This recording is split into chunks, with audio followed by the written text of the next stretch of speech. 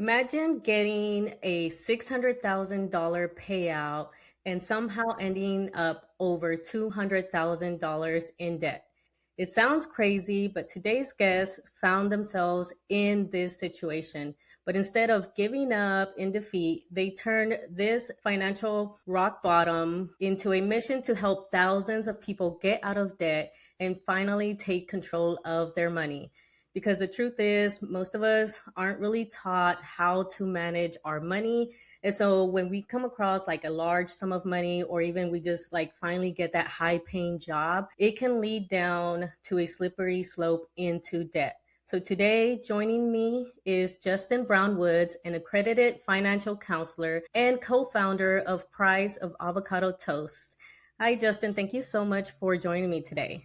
Hey, thanks for having me. I'm stoked to be here. Yeah, so today we are going to, of course, get into your story of how you went from a payout to debt. And I also want to talk about some common tips, some strategies about paying off this debt, and just some money habits and just a little bit of the mindset behind the whole idea of debt, because that's one of the things that I really love about your platform is that you take the shame out of the debt and just focus on like the strategic. So if you found yourself in a little bit of a pickle with debt, today's episode is definitely for you, because we're going to be talking about some tips and strategies.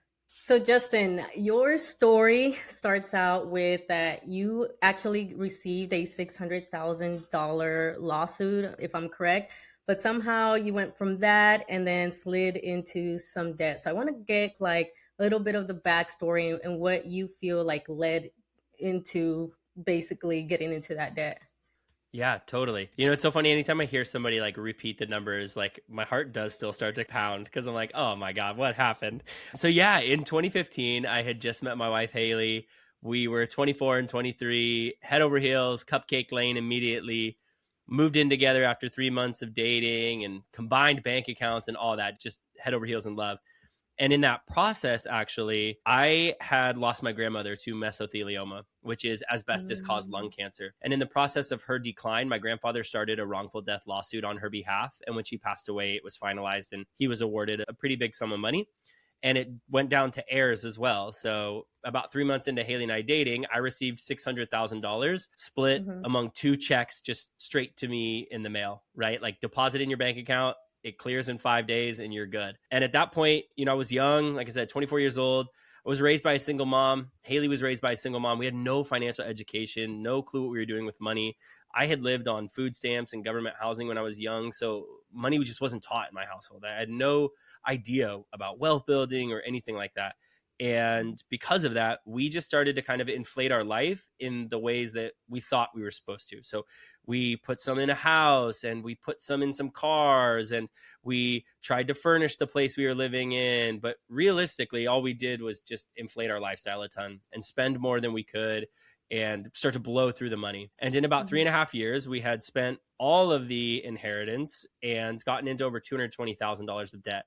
That was student loans, credit cards, cars, and a timeshare in Mexico. And I mean, I know like whenever somebody asks me, like, am I the worst you've ever seen? I'm like, no, because that was me. Like I literally lived it. If you think you're bad, let me run down my list. But so we had everything. And we had all of this debt that we were living with, just trying to make it day to day. But we were both teachers at the time and had two salaries. And we were just still living under this financial stress. And in 2019, we were expecting our first child. And Haley had beat me home from work one day and stopped by Costco. And she had gotten these pumpkin muffins from their bakery. And when I got home, she's like, hey, there's these really good pumpkin muffins in the kitchen. You should give them a try. And rather than be excited that my wife got these muffins, I argued with her about it. I was like, hey, we don't have $7 in our bank account for you to be buying off the grocery list. And that was when we realized that there was this underlying stress from the debt that we were carrying that was now affecting our relationship and was soon going to be affecting our kids. And so we sat down and said, we need to start figuring this out. And that was when we started to budget, really get serious about tracking our expenses and pay off our debt. And in about 18 months, we were able to pay off $132,000 of the debt, get completely consumer debt free. All that we have left are our student loans. But we were able to essentially say, like, we're not going to live with debt anymore. We don't want to have this in our life. And since then, we've, made it our mission to help others as well, see that they don't have to live with their debt and that their debt doesn't get to define them. They get to still have value in the world, and their worth to the world isn't just the number in their bank account.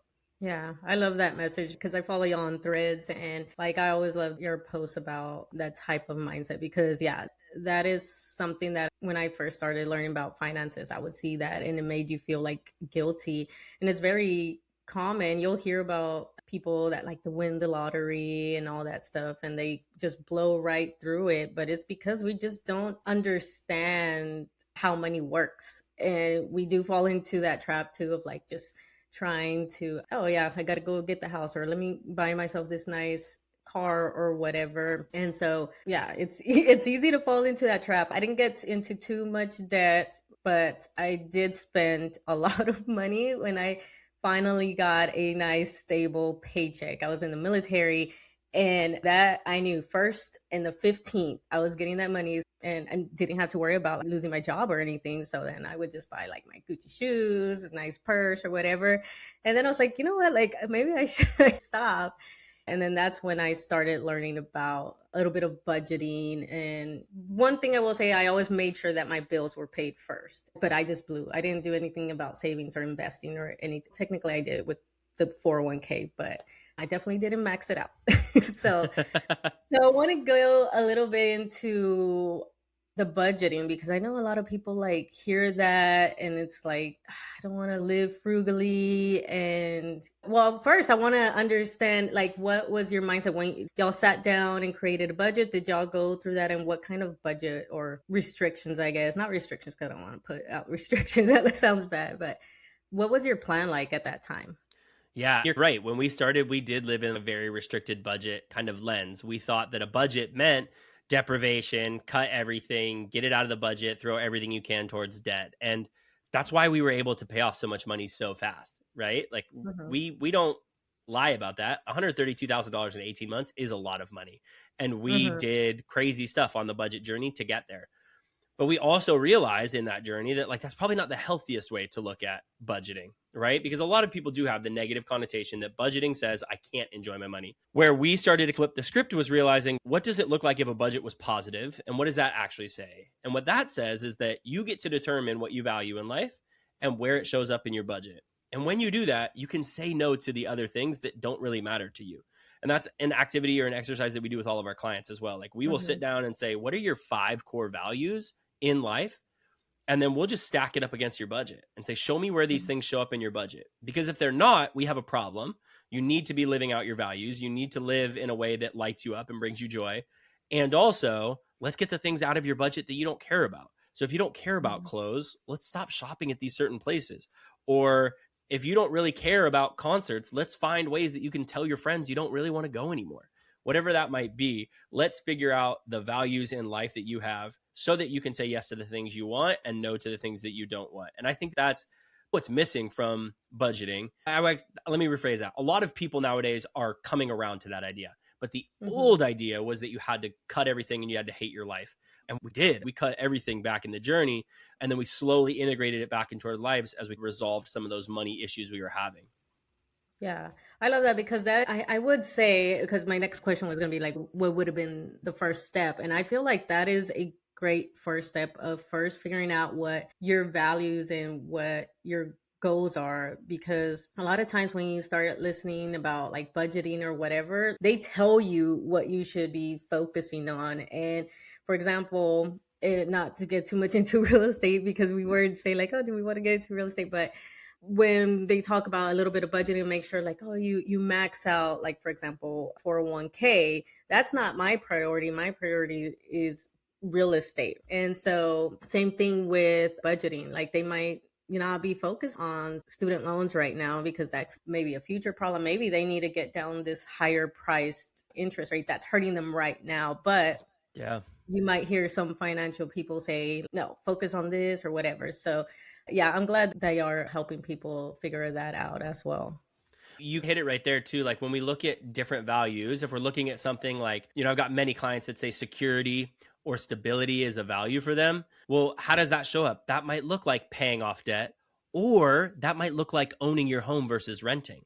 And those are two Mm-hmm. different costs or different ideas within a budget, and they require different things within a budget. Maybe you got to save for some of the home maintenance, or maybe because you're a renter, you're able to spend a little less in some areas, whatever it might be, right? Like stability or security as a value can look totally different for different people. And so that's why it's really important that we drill down on those things and say, where is this showing up in the budget? What does this need to look like? Because, yeah, by all means, a lot of personal finance creators can be like, yeah, go get your 401k match. But if somebody's actually, I have this other investing strategy that really lights me up that I'm finding success with, and I have my eyes on this duplex or something a year from now, maybe I want to Mm-hmm. keep more cash coming into my paycheck so I can save up for the down payment there or for the closing cost there, whatever it might be. So it's important that we really identify those values personally and say, where does this need to show up in my budget and how can I live within this value? Yeah, for sure. And I want to get a little bit because you touched on a little bit as you were going through of how it was affecting y'all about feeling bad about the debt. And I'm sure that comes along, well, that comes up, right? Whenever you are helping somebody out, when they are faced with that like reality, like this is what is happening now. This is what you're spending stuff on. I'm sure a lot of like shame and guilt comes up. And I want to get your tips on how to help somebody, or for someone that's listening and they have that shame or guilt, what would you say to them to kind of overcome and still face what for their budgeting? Yeah, great question. This is something actually that I've started exploring a lot more recently because as we've started to get into our work deeper as financial counselors, and Haley is trauma of money certified. So she's gone through a program that kind of talks Mm-hmm. about money traumas and how they show up and how they fester, if you will. It's really fascinating that we know that there are physiological, meaning like body responses to debt. It's not even just like the emotional side, but there's physiological responses, right? Higher blood pressure, sleepless nights causing irritability, causing issues at work, lack of focus, all of those things, right? We know Mm-hmm. that what debt causes. And so it's fascinating that as a society, we see those things. We know that the majority of people have debt and we're feeling those things. And yet we all still feel shame and guilt around our debt. We all still have this negative connotation, even though many of us are still living with debt in some capacity. And so I've Mm-hmm. started to consider, what does it look like to live in what I call the both and kind of relationship there, meaning two things can be true at once. And those things can be, I hate my debt and I'm really frustrated by the fact that I have debt. And also, I'm going to build a budget for the first time and I'm really excited to start tracking this. Or I hate that my debt is holding me back from traveling and I'm proud that I'm somebody who's working to pay it off. Because what we do is Mm-hmm. we end with just the first part. We just say, I'm pissed that my debt has me not able to experience things, period. And we just Mm-hmm. live in that statement. We let that kind of consume us, where I think we need to also recognize the complexities of it all and say, and also I'm working towards something else. And it's not like a toxic positivity. It's not like just being like, a bunch of woo, I'm just going to think positive and money affirmation my way out of this. That's not going to happen, right? You got to pay down your debt. But if we can recognize that we're trying and we're still human and we're allowed to mess up and we're allowed to not be perfect and we're allowed to get it wrong and retry, like that is the way that I think we move through debt, because Mm-hmm. debt's not going anywhere. It's the way that our system is set up. People are given every opportunity every single day to take on new risk with debt and credit. And it's not going anywhere. So we have to figure out how can we live within this system and still give ourselves the grace to be human. So that's the first thing I would say is just figure out, and I call it like a both and statement of what Mm-hmm. two things can be true. And then just tell yourself that frequently. I don't like that I have debt. And also I'm working to pay it off. Mm-hmm. Yeah, I agree. I've had some like family members that had that and they were like, don't even want a little bit of financial avoidance because they just felt that shame and guilt that they just don't even want to look at it, and they it makes them feel defeated. What's the point? Like I'm so Totally. into this debt, so like what's the point? It's just going to continue, especially like those debts that have that high interest and they're already like struggling to pay bills, so then they're trying to pay a little bit, but it just seems they're not making any headway. And I Totally. feel like that's, yeah, that just makes them just not even want to try. So yeah, a lot of it is a mindset like, yeah, you're maybe not making as much as progress as you thought. Matter of fact, I think I saw one of your thread posts that somebody had said like I paid off, I forget what the exact number, but it was kind of a low number, let's say $50, and you're like, but you paid it off. Like you need Yeah. to, I love that thread that you said like, hey, you're saying it like, oh, I paid only $50. No, you paid $50. You made progress. So it's changed that mindset of the little accomplishments towards paying off this debt. So yeah, that definitely helps. So I definitely, and I still deal with that. That's something that you just learn to deal with. Like, and Oh it's a yeah. lot of that mindset. I had to tell myself, it's funny because like I best, but when it comes to like consumer, like I could go and buy another rental property and I'll have a little bit of financial anxiety, but I'm like, okay. But then I go spend money on my credit card, even though like I know I have a plan to pay it off and I'm using it strategically. But if I see it go a little bit too high or whatever, it still comes up. Yep. So I still have Totally. to tell myself, like, no, you're fine. You just need to learn a little bit of strategy. So it Yeah. still comes up. We had something similar like that happen where we bought a car, the payment was going to work for us, and we didn't want to part with a ton of money, right? We Hmm. had money in the bank to buy the new car, but we were like, let's just do this payment. Let's keep more cash in our bank account right now. Times are tumultuous. Let's just keep money in there. We got the first statement in the mail and we were like, no, we're just going to pay this off. And we paid the car off. Like the moment we got the first statement asking for the $300 payment or whatever, because yeah, like we still had that like risk tolerance was still really low in certain things like consumer debt, credit cards or cars, auto loans, things like that. Versus if I were to go buy a home right now, I would feel Hmm. totally different. I would feel like, oh, I'm willing to take on that risk. I'm willing to take on that mortgage or whatever because I see where this might go in the future. It's interesting how we Yeah. have those different dynamics in different spaces. Yeah. Yeah. So I want to talk a little bit back to the budgeting because a lot of people who try budgeting, they quit within the first few months. So as somebody that, you definitely help a lot of people. And so I'm curious to see like what is the common theme that you feel or see is one of the biggest reasons that they are just not like sticking with their budget. Yeah. One of the biggest things that we've noticed in our time working is that a lot of folks now have shortened attention spans. And that means that they struggle with a lot of the budget practices that are traditionally out there. Haley and I, my wife Haley, our personality types, we are very goal oriented. So when you give us a Mhm. budget, it's very easy for us. Not everybody lives like that. Not everybody has that structure. And so one of the things we recommend is something that also works really good for folks that maybe have ADHD or are neurodivergent, which is two separate accounts. You've got a bills account and you've got a spending account. And the way that you set that up is that anything that is a fixed bill or that you have to pay electricity, water, garbage, any debt payments, your home cost, auto loan, whatever, it's all out of one space. And then the flexible spending, so groceries, dining out, entertainment, things you want to do for fun, all of that comes from a separate account. And so you don't even really have to budget. You just have to say, what's the money for my direct deposit paycheck that needs to go to this account? And what's the money that needs to go to this account? And so all of my bills are funded no matter what. And then I have money to spend so that Mhm. the budget practice is really just checking your bank account and saying, how much money do I have in my spending account? And can I spend on this thing? And there's hard times where I'll meet with a client and they've got 4 days until payday. And they're like, I can't go out this week and I need to save this for groceries because I don't have anything in the house and I don't get paid again until Friday.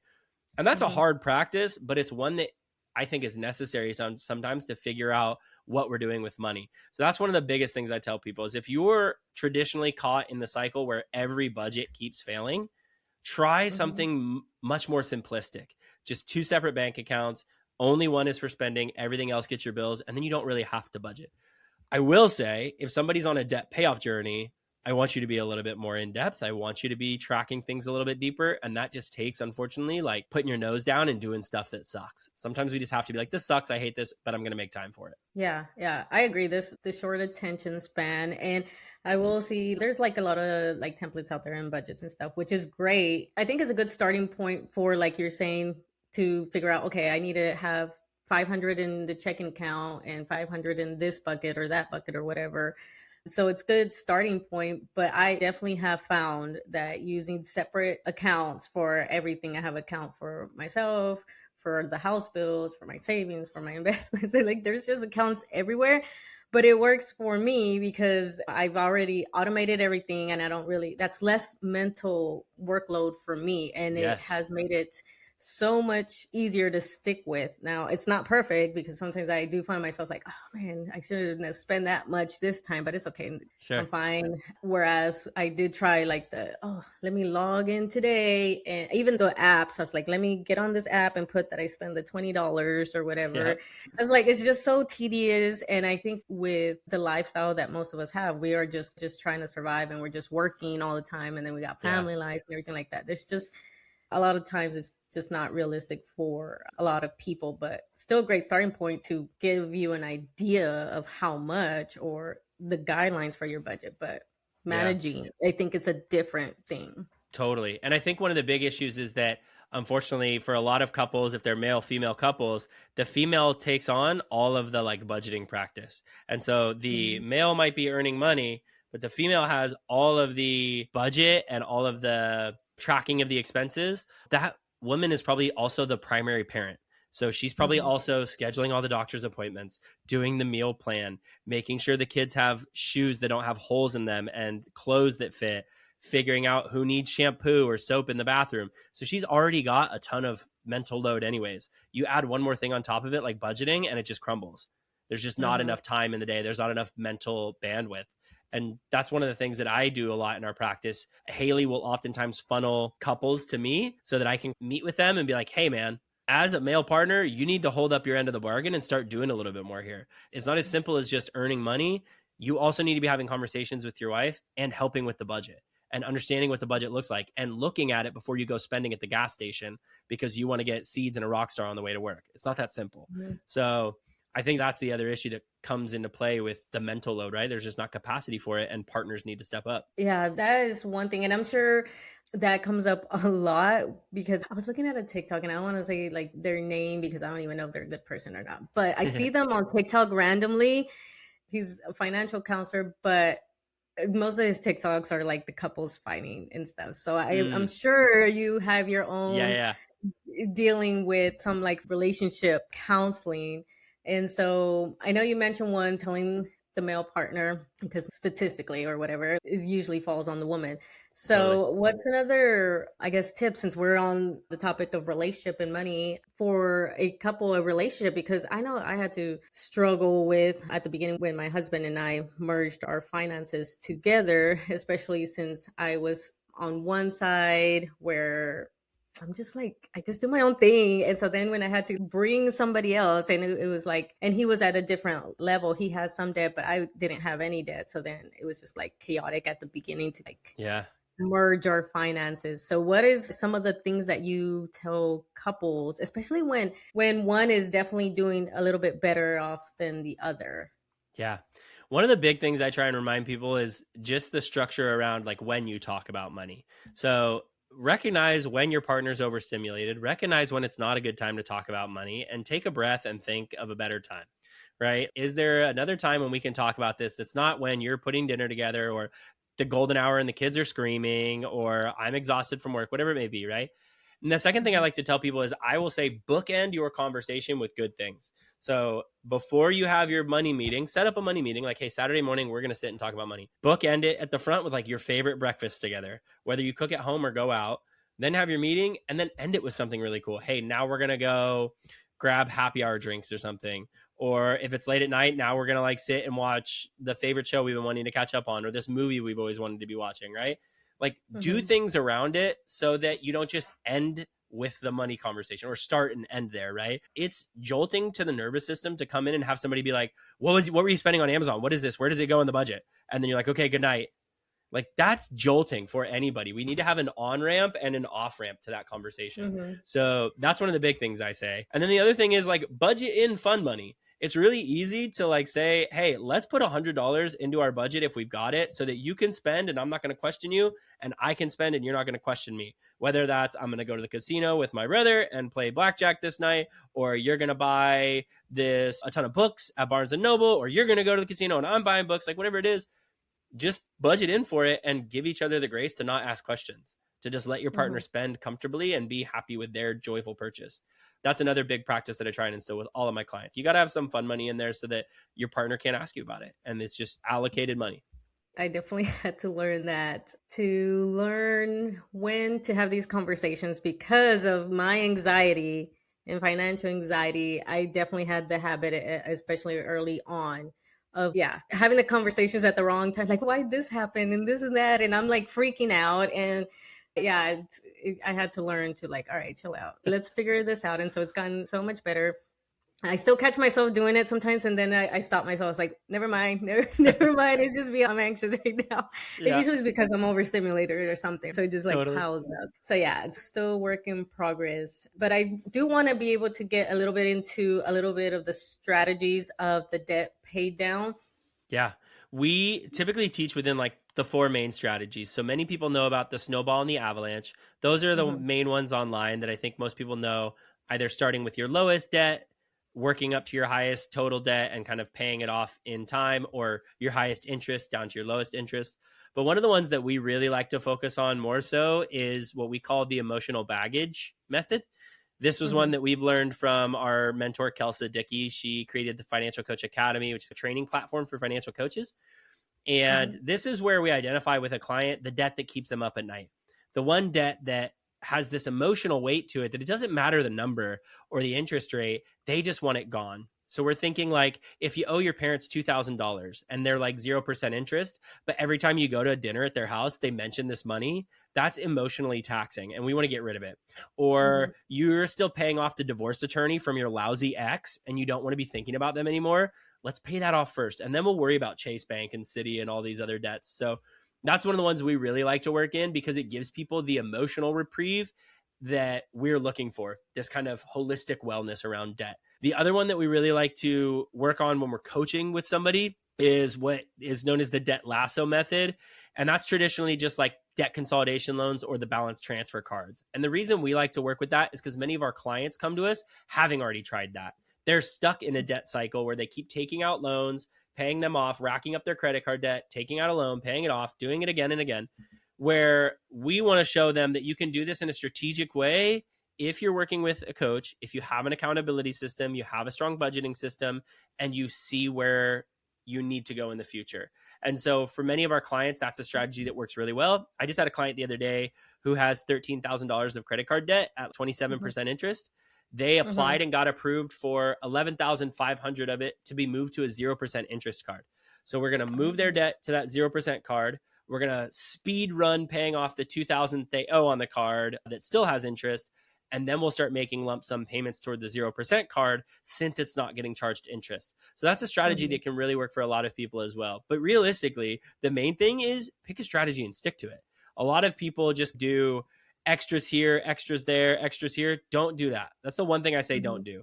Have a targeted strategy where all of your extra money goes towards one debt and then move to the next and then move to the next, whichever order you go in. I love that. I think we do need the paying off the debt that's really stressing you out, because that definitely motivates you and reduces whatever stress that debt has over you. I have two last questions for you. And I want to know, since a lot of people with the economy and everything like that's going crazy, and they're starting to feel overwhelmed with money right now. So, what's one message you would like the listeners to walk away with from today's episode? I would say that you are not the number that's in your bank account and you're working within a system that has certain rules in the game and certain things that are happening that are outside of your control. For example, you cannot change how gas prices rise or drop unless you're like voting on a tax on it, right? You cannot change the prices at the grocery store. What you can do is be diligent in your meal planning. What you can do is find ways to enjoy time together with your friends that don't cost you money. Try and find the ways that you can still exist and have joy that don't cost you money so that you don't have to play by somebody else's rules. I guess we do still live in the system. You're going to have to. But if you can find these other things that still bring you joy outside of having to spend a ton of money, then it's going to make things a little bit easier right now. One of the first things, again, that you have to do there is just like remove your personal worth from the number in your bank account. You can't believe that that's, like your number that dictates who you are as a human being. The second thing that I would tell you is that recognize that the debt payoff journey takes a long time. right? I paid off $132,000 in 18 months. That was during COVID. I couldn't go anywhere anyways. My daughter was 3 months old. I didn't want to take her anywhere. Now I have a 6-year-old, a 4-year-old, and a 2-year-old. My life looks drastically different. If I had to pay off that debt now, I don't know how it would look. So just recognize that everybody's journey is different. Everybody's journey takes time, and you'll get to the end at some point. Awesome. Technically, I have 2 more questions because the first one is, since you do offer services to help people that are dealing with debt or just budgeting or just managing money, what services do you provide and where can they find you? Yeah, thanks for the plug. So we have a couple different ways you can work with us. We have a one-to-one counseling program where we meet with clients over Zoom, make sure their budget's looking good, make sure that their debt payoff strategy is working for them, and that they're also finding ways to spend on the things they value and that bring them joy. We then also have a super low cost group program. We built our group program 2 years ago in an attempt to help folks that maybe have higher debt and don't have the capacity to work with us one-to-one, but still want financial counseling support. So those are the 2 ways that we work with people in a paid way. But we also do, of course, have all of our social media where people can find us. We've got our newsletter and freebies we give away there all the time. So I would say if people need support that's outside of even just working with us in a counseling program, find us on social media at Price of Avocado Toast, and they can see all the cool stuff we do just for free. Awesome. And my last question is a fun question because I have, again, follow you on Threads, and I do know that you are currently watching Game of Thrones. So, one, I want to know what season and episode you are in, and if anybody hasn't seen Game of Thrones, it's probably spoilers. Spoilers here, yeah. I want to know so far who is the death that you are more bummed out, and who are you waiting for to just be taken out? Great question. So I just finished season 4 last night. I watched episodes 9 and 10 last night. So the death that I was most shaken by, definitely Ygritte. Her die with Jon Snow last night is like seared into me right now. I was so sad. I was like really hoping that they would have this really beautiful redemption story. And yes, I know they're married in real life, which is cool. But like, I was hoping that maybe she would leave the wildlings and like he would leave the Night's Watch, and they would just have this like beautiful love story. And that just got snuffed out like immediately. And I was like, oh, damn it. So that was really sad. The person that I'm hoping, oh man, there's just something about Cersei Lannister that like whenever it comes, I'm sure it's going to come at some point. Whenever it comes, it's just going to be such vindication. I mean, she's such a good actress. Lena Headey, I think is her name. She's done such a good job with the role. I see why she like is beloved. Great character, terrible human in the show. And I'm just really excited for whenever that comes. Awesome. All right, I won't say anything, but yeah, I love Game of Thrones because it does, like, you'll be rooting for somebody and they're like, and then you'll be rooting for someone to not be there, or mixture in between. It's just, I really love that about Game of Thrones. So. Oh yeah, first episode I was like, oh, I hate Jaime Lannister, and now I'm going into season 5, and I'm like, why is this guy growing on me? Like, this shouldn't be happening. He was supposed to be dead 2 seasons ago. What's going on? It's just wild. Yeah. Thank you so much for joining me today. Again, I'll have all the information linked down below so you can reach out and definitely follow them on social media. Other than that, I will see everyone in the next episode. Bye. Thanks for having me. See ya. Thank you so much for listening. Don't forget to like and share this episode so others can also find this podcast. Don't forget to follow me on all my social medias listed in the show notes below, where you can also find resources to help you in your financial journey. If you're interested in becoming a guest on the podcast, you can find that information in the show notes. Other than that, thank you so much for your support, and I will see you in the next episode. Bye.